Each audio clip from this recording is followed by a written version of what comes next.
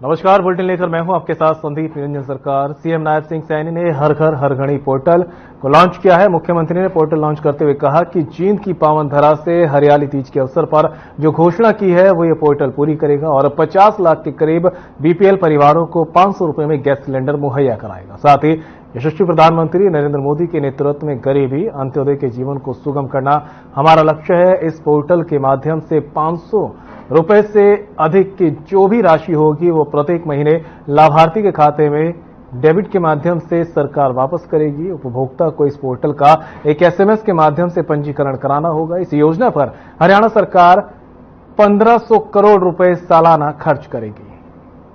बहुत ही खुशी का दिन है कि हर घर हर गृहिणी पोर्टल लॉन्च किया गया है। इस पोर्टल के साथ ही हमने जींद की पावन धरा से हरियाली तीज के अवसर पर जो घोषणा अंत्योदय परिवारों को 500 रुपए में गैस सिलेंडर प्रदान करने की थी, उस घोषणा का क्रियान्वयन हो सकेगा। देश के यशस्वी प्रधानमंत्री नरेंद्र मोदी के नेतृत्व में हमारी हरियाणा की डबल इंजन सरकार का यह लक्ष्य है कि हम गरीब, अंत्योदय, पंक्ति में खड़े अंतिम व्यक्ति के जीवन को ज्यादा से ज्यादा सुलभ बनाया जा सके। इसी कड़ी में इस पोर्टल के तहत हरियाणा प्रदेश के 50 लाख के करीब बीपीएल परिवारों को 500 रुपए में गैस का सिलेंडर मुहैया कराया जाएगा। 500 रुपया से अधिक की जो भी राशि होगी वो प्रत्येक महीने बेनिफिशरीज के खाते में डीबीटी के माध्यम से सब्सिडी के रूप में उसके खाते में सरकार द्वारा डाल दी जाएगी। इस योजना का लाभ उठाने के लिए उपभोक्ता को एक एसएमएस के माध्यम से हरियाणा सरकार के इस पोर्टल पर अपना पंजीकरण कराना होगा, जिसके बाद सभी पात्र परिवार इस योजना का लाभ उठा सकेंगे। इस योजना के तहत हरियाणा सरकार गृहिणियों को लाभ देने के लिए 1500 करोड़ रुपए सालाना खर्च करेगी। मुझे पूरी आशा है कि हमारे हरियाणा की हर पात्र गृहिणी हर घर हर गृहिणी योजना का लाभ उठाएगी। मैं सभी बहनों को बहुत बहुत बधाई और शुभकामनाएं देता हूं। अंतर्राष्ट्रीय युवा दिवस के अवसर पर कार्यक्रम का आयोजन किया गया, जिसमें सीएम नायब सिंह सैनी ने शिरकत की। सीएम सैनी ने युवाओं को युवा दिवस की बधाई और शुभकामनाएं दी है। उन्होंने कहा कि 2 दिन बाद 78वां आजादी का पर्व मनाया जाएगा और आजादी के लिए मर मिटने वाले युवाओं को नमन किया। इस मौके पर सीएम ने और क्या कुछ कहा, आपको सुनाते हैं।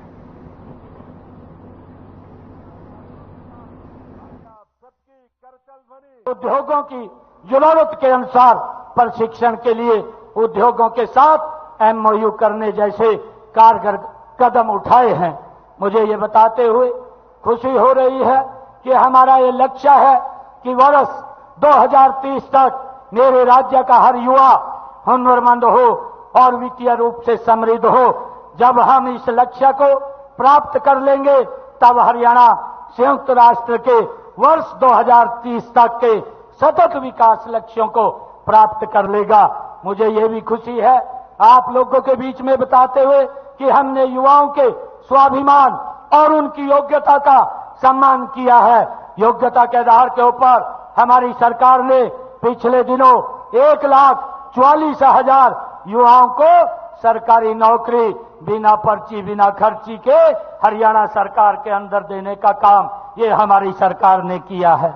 मुझे ये भी आप लोगों के बताते हुए ये बड़ी खुशी हो रही है कि पिछले 7 महीनों में हमने लगभग 37,000 पद और भरने हम जा रहे हैं लगातार। अभी 2 रोज पहले भी हमारी सरकार ने जो डी ग्रुप की और पंजाबी टीजीटी की जो वैकेंसीज थी उनका रिजल्ट भी आउट किया है, जिसके अंदर 3,870 युवाओं को उनको ऑफर लेटर वो दिया गया है। आज मुझे ये खुशी है कि दुनिया एक ग्लोबल विलेज में तब्दील हो रही है, इसलिए पूरा विश्व आपकी पहुंच में है।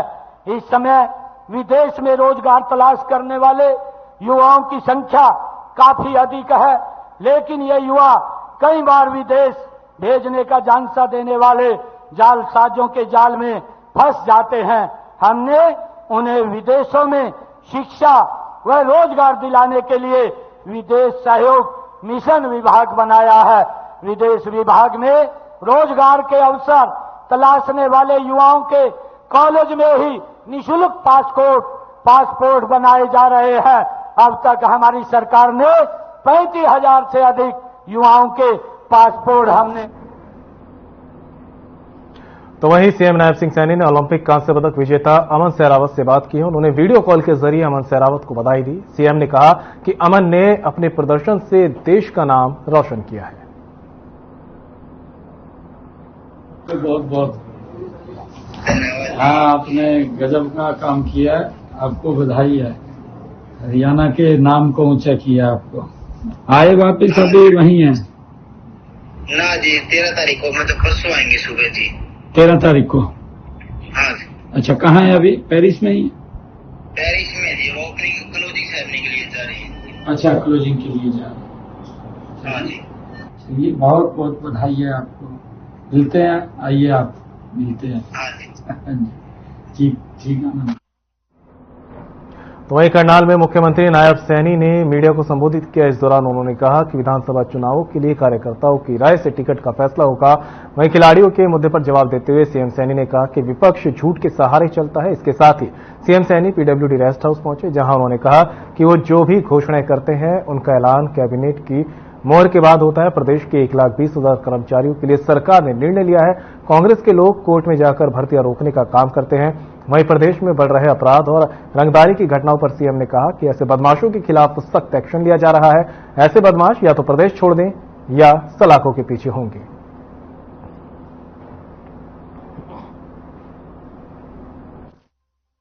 देखिए, अच्छा है पार्टी ने जो हर बार इस प्रकार की राय कार्यकर्ताओं के नीचे से ली जाती है, क्योंकि कार्यकर्ताओं की जो राय आएगी उससे अच्छा फीडबैक आता है और फिर सब कार्यकर्ता मिलकर के लगते हैं, क्योंकि उनकी राय लेते हैं और जिसकी ज्यादा राय आती है उसको वहां पर भेजते हैं। अच्छा है इससे। करनाल विधानसभा से किसकी राय आई है सर?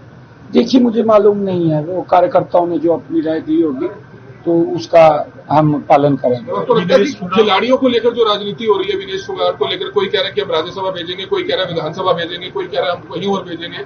ऐसा नहीं होना चाहिए, राजनीति नहीं होनी चाहिए। नहीं, देखिए, नहीं होनी चाहिए। ये झूठ का सहारा ले रहे हैं, क्योंकि इनकी दुकान का सामान खत्म हो चुका है। जब दुकान का सामान खत्म हो जाता है तो झूठ बोलते हैं। भिवानी महेंद्रगढ़ लोकसभा क्षेत्र में बीजेपी सांसद धर्मवीर सिंह का बयान सामने आया है। उन्होंने कहा कि विधानसभा चुनाव में इस बार जिताऊ उम्मीदवारों को ही विभिन्न राजनीतिक पार्टियां टिकट देगी। धर्मवीर सिंह बहादुरगढ़ के जखौदा मोड़ के पास स्थित देशी ढाणी में अपने समर्थकों से मुलाकात करने पहुंचे थे। यहां पत्रकारों से बातचीत करते हुए उन्होंने हरियाणा तैराकी संघ के महासचिव अनिल खत्री की बहादुरगढ़ विधानसभा में बीजेपी की टिकट की दावेदारी का भी समर्थन किया और कहा कि अनिल खत्री को पार्टी टिकट देती है और बीजेपी बहादुरगढ़ विधानसभा सीट जरूर जीतेगी। सांसद धर्मवीर का कहना है कि इस बार के विधानसभा चुनाव में तमाम राजनीतिक पार्टियां जिताऊ उम्मीदवारों को ही टिकट देंगी।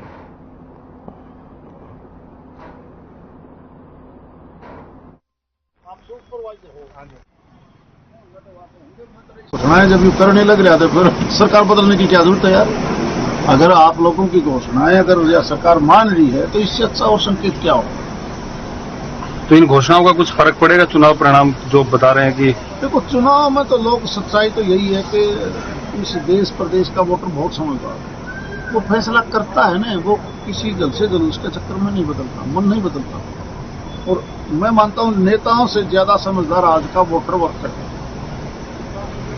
अब क्योंकि छोटा प्रदेश है, 90 सीट विधानसभा की हैं और हम दिल्ली के साथ लगते हैं। सबको पता है कि दिल्ली की सरकार 5 साल चलेगी, सबको पता है। हरियाणा के जितने बड़े प्रोजेक्ट हैं वो पैसा भारत सरकार से ही ज्यादा आता है। बड़े प्रोजेक्ट जो राष्ट्रीय स्तर के हैं, प्रदेशों के भी बहुत सी स्कीम ऐसी हैं जो प्रदेश की सरकार अच्छा है, उसकी लाइजनिंग मेल मिलाप अगर केंद्रीय नेताओं से ठीक है तो वो स्कीम वो प्रोजेक्ट जल्दी अप्रूव हो जाते हैं।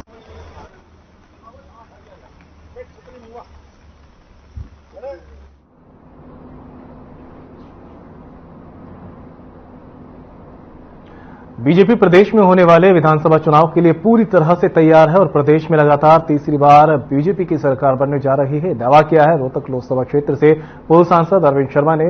अरविंद शर्मा बहादुरगढ़ में वरिष्ठ बीजेपी नेता सेवामूर्ति दिनेश कौशिक द्वारा आयोजित बीजेपी महिला सम्मेलन में शिरकत करने पहुंचे थे। यहां उन्होंने सूर्य कवि पंडित लक्ष्मीचंद की प्रपौत्री चेष्टा नकुल कौशिक को बीजेपी का झज्जर जिला महामंत्री बनाए जाने पर शुभकामनाएं भी दी।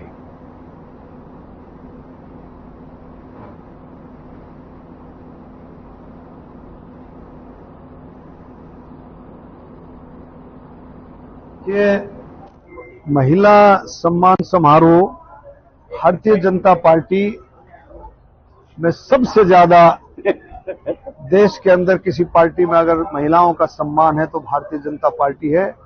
मोदी जी के नेतृत्व में पूरे देश में आज चेष्टा नुकुल कौशिक उनको जिले की महामंत्री बनाया गया है और आपने देखा किस जोश के साथ, मैं कहता हूं हर घर से चेष्टा को आशीर्वाद देने के लिए हर घर से महिला निकल करके आई है। आपने देखा भी वह कितनी तादाद में मौसम खराब होने के बावजूद उसको आशीर्वाद देने के लिए आई। भाई दिनेश कौशिक की पुत्रवधू है और एक सबसे बड़ी शान की बात है। आज भाई साहब महिलाओं ने जो इस मेरी पुत्रवधू को पड़पोत्री सूर्य कवि लक्ष्मी चंद की पड़पोत्री को जो आज लोगों ने आशीर्वाद दिया है, माज गदगद हूं।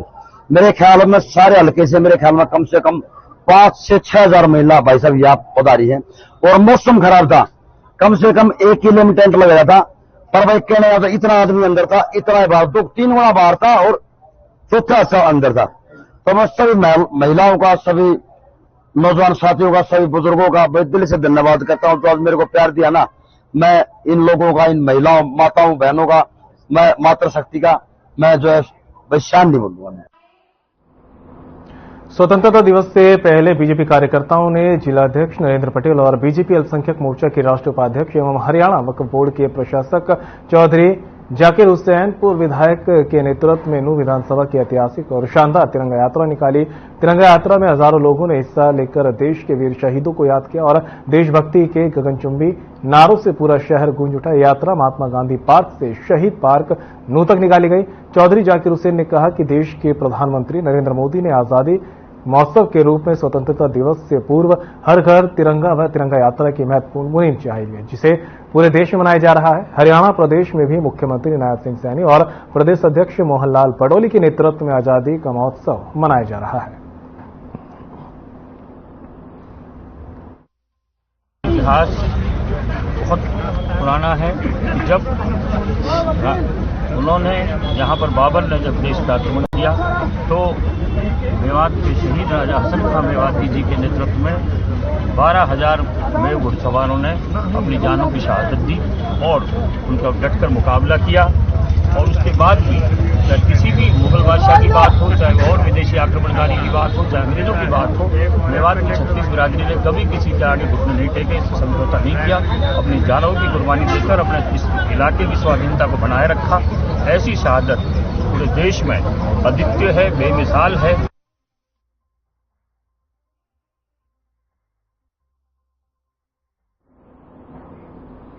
प्रदेश में पिछले कई दिनों से नगरपालिका कर्मचारी भी अपनी कई लंबित मांगों को लेकर सरकार के खिलाफ मोर्चा खोले हुए हैं और आए दिन किसी न किसी नए रूप में अपना विरोध प्रदर्शन करते नजर आ रहे हैं। इसी कड़ी में नगरपालिका कर्मियों ने नगरपालिका कर्मचारी संघ हरियाणा के प्रदेश अध्यक्ष नरेश शास्त्री के नेतृत्व में झाड़ू उल्टी करके और काले झंडे लेकर विरोध मार्च निकाला। इस मौके पर नगरपालिका कर्मचारी संघ के प्रदेश अध्यक्ष ने अपनी दर्जनों मांगों को लेकर सरकार को चेताया और मीडिया कर्मियों से बातचीत करते हुए उन्हें विस्तार से बताते हुए कहा कि कई दौर की मीटिंग के बाद आश्वासन देने के बावजूद उनकी मांगें पूरी नहीं हुई।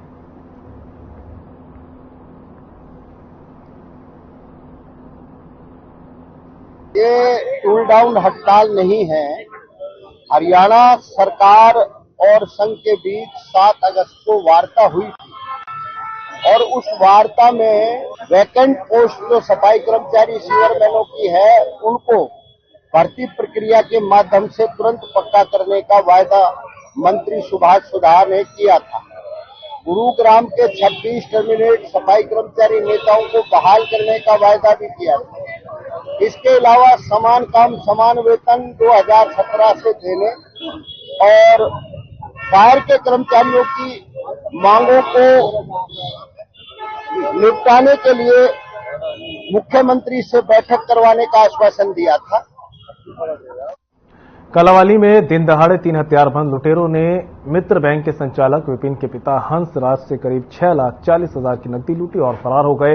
हंसराज ने बताया कि उनके पास पंजाब नेशनल बैंक का मित्र बैंक है और रेलवे स्टेशन के पीछे उसका संचालन करते हैं।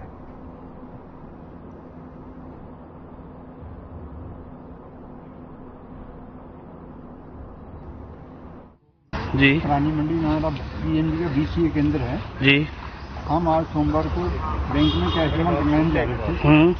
पहले फाटक बंद से, फाटक बंद के बाद सीधा मेन रोड पे जाता, जब पप्पी बागड़ी मशहूर दुकान है सबसे ज्यादा, उसकी दुकान के आगे जो हम पे वहाँ मैंने स्कूटी होली की, वहाँ पर 3 लड़के 2 मोटरसाइकिल। खबर झज्जर से है, जहां के पुराने बस स्टैंड के पास से एक पूर्व सैनिक दयानंद की स्कूटी की डिग्गी से रुपए निकालने के मामले में पुलिस ने आरोपियों को पकड़ने में सफलता हासिल की है। पुलिस की गिरफ्त में आए 3 आरोपी यूपी के रहने वाले हैं। आरोपियों की गिरफ्तारी का खुलासा एसीपी शमशेर सिंह ने झज्जर में प्रेस वार्ता के दौरान किया। साथ ही एसीपी शमशेर सिंह ने बताया कि पुलिस आरोपियों को रिमांड पर लेकर उनका क्राइम रिकॉर्ड खंगालने और पैसों की रिकवरी का प्रयास कर रही है।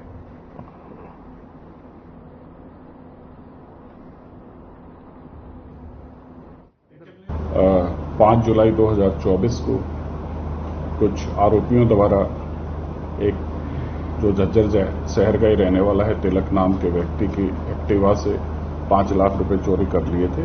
जो इस संबंध में हमारे सीआईए जो झज्जर है उसकी टीम और जो एसएचओ शहर झज्जर है उनकी टीम ने अच्छा कार्य करते हुए इस मामले में 3 जो आरोपी हैं उनको गिरफ्तार करने में सफलता हासिल की है, जिसमें इंदर हसन।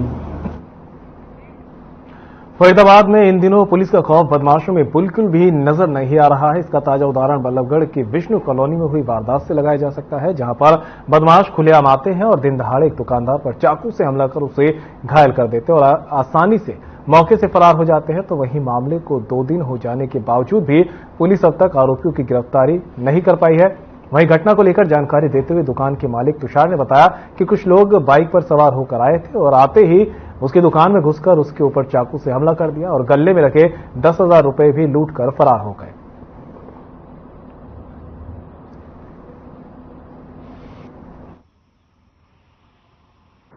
जैसे कि आप बता रहे हैं, परसों एक ऐसी वारदात जिसमें आप चाकू का जिक्र कर रहे हैं, हालांकि उसमें डॉक्टर की तरफ से कोई साथ नहीं आई है, जिसमें मुकदमा दर्ज करके है 477 नंबर मुकदमा और इन्वेस्टिगेशन की जा रही है और जैसे भी जो दोषी पाए जाएंगे उस पर सख्त से सख्त कार्रवाई की जाएगी। क्या कुछ कार्रवाई पुलिस के द्वारा की गई है, मुकदमा दर्ज किया गया नहीं? कौन इसमें तुरंत मुकदमा दर्ज करके 4 बाइनेम आरोपी आ रहे हैं हमारे और अन्य में भी है, तो उनके खिलाफ तुरंत मुकदमा दर्ज करके और इन्वेस्टिगेशन शुरू कर दी गई। मीना जी पड़ोस में रहे, उनमें चक्कू मारे। क्या कहते हैं? चक्कू मारे उनने। साजिद है, राहुल चमार को एक।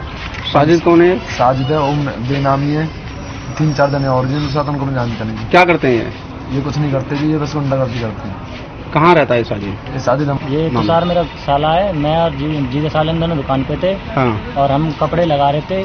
5-7 जने आए हैं और इन्होंने वारदात करी। आते ही चक्कू चलाए, गले में 10,000 रुपए थे। कल की दुकानदारी थी। नूह के सामुदायिक स्वास्थ्य केंद्र में हड़ताल पर बैठे एनएचएम कर्मचारियों का धरना लगातार जारी है। इस दौरान हड़ताल पर बैठे 5 कर्मचारियों ने मुंडन कराकर नाराजगी जाहिर की और कहा कि जब तक उनकी मांगों को नहीं मान लिया जाता तब तक कर्मचारी इसी प्रकार धरने पर बैठे रहेंगे।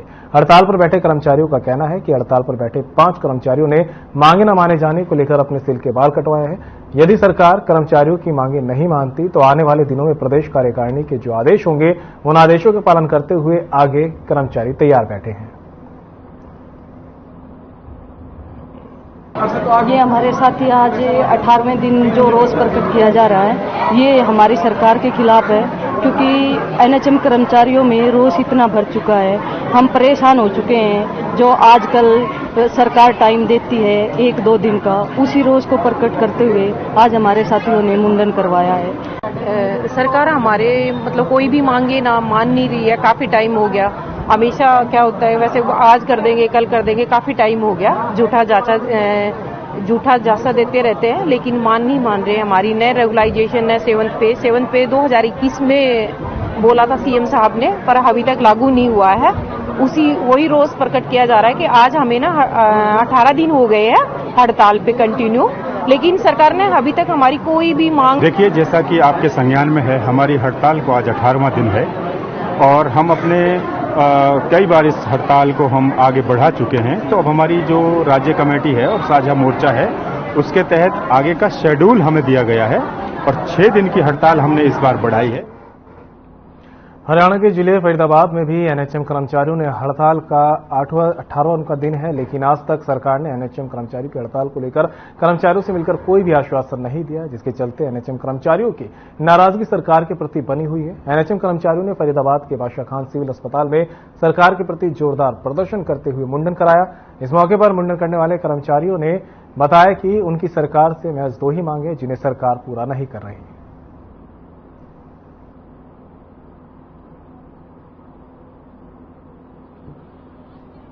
अभी सरकार जो है हमारी मांगे सुन नहीं रही है और हमने पिछले 18 दिन से हम धरने पे बैठे हुए हैं। उन्होंने अभी तक हमारे लिए कुछ भी नहीं किया है, सिर्फ आश्वासन दिए जा रहे हैं, लेकिन हमें लिखित में अब तक कुछ भी नहीं दिया है। तो इससे हम यही अपना विरोध प्रदर्शन कर रहे हैं कि ताकि हमारी मांगे जल्दी से जल्दी सुने और हमें पक्का किया जाए। हरियाणा सरकार कहती है कि ये सारा कुछ जो है केंद्र सरकार के अंतर्गत में आता है, तो जबकि कोई विकास की बात होती है तो डबल इंजन की सरकार कही जाती है। कोरोना की ड्रेस में ये बताना चाहते हैं भाई हमारे को कोरोना योद्धा कहा था और हमारी बात अभी 18 दिन हो गए, नहीं मान रहे हैं, सरकार सुन नहीं रही है। हमारे को कोरोना योद्धा कह के हमारे को दिहाड़ी मजदूर बना दिया है और हमारी जो हमारी जायज मांग है वो सरकार नहीं सुन रही है। और इसके अलावा क्या करेंगे अभी? और ज्यादा इसके अलावा मजबूत अपने आंदोलन को करेंगे ताकि सरकार को सुने और ये जो हमारी रोजमर्रा की जो ये दिक्कत हो रही है आम पब्लिक पे,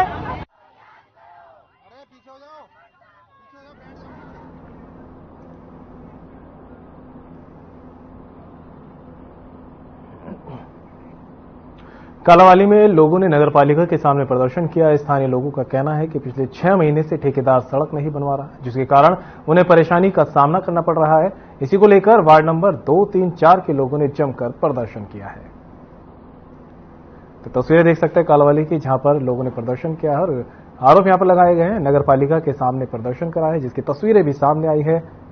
आपको बता दें, सड़क नहीं बनाने को लेकर यह प्रदर्शन किया गया और सड़क न होने से लोग परेशान दिखाई दे रहे हैं। बेसिक पे 35,400 रुपए करने की मांग को लेकर सरकारी विभागों के लिपिक वर्ग के कर्मचारियों ने आज से लघु सचिवालय में धरना दिया। राज्य स्तर पर हड़ताल की गई है। सिरसा में सभी विभागों के करीब 600 क्लर्कों ने हड़ताल के चलते कामकाज बंद कर दिया है। काफी संख्या में महिला व पुरुष कर्मचारी धरने पर बैठे और सरकार के खिलाफ नारेबाजी की। प्रदर्शनकारियों ने हमारा हक 35,400 लेकर रहने के नारे लगाए हैं।